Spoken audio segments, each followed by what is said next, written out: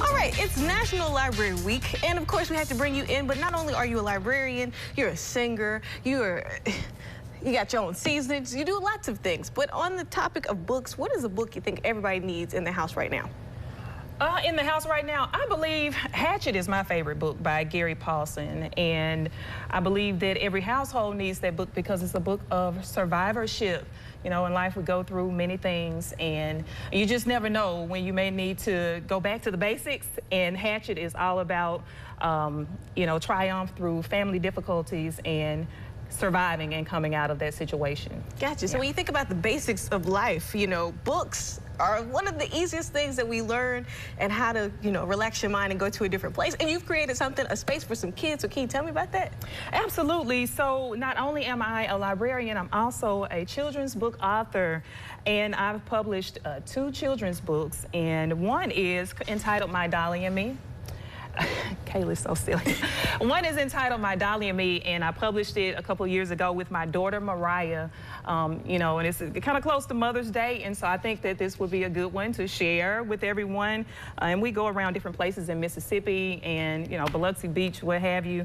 And it's just a good, great, fun touring book. Also, I have Hippos Downtown, which was dedicated years ago to the Jackson Zoological Park. We had a really great run with that. It's still going. It's a household favorite. You know, the Hippos take a tour of downtown Jackson and many attractions, the Mississippi Museum of Art and the Planetarium and the State Fair even. So it's been really good, and you know, we've had a great run. And then to spice it up, spice all of this up, I have Miss Tiffany's All-Purpose Southern Rub, which is a new spice that I have released under an endorsement with Bolito Foods, powered by Faith and Spice. And I'm really excited about that. They're out of Dallas, Texas, and my music is actually connected here as well. So there's a QR code that you get on the back of the spice, so you get the music and access to it. There's a lot of different things going on at one time, and I dig it. I love that. So for folks who don't know who Miss Tiffany is, what song do you think they need to listen to? I think that you would have to go back to everyone's favorite, either I Ain't Preaching to the Choir or I'm Sold. And I have a new song called He's Been Good, and it's absolutely a great one as well. It's one of my favorites too.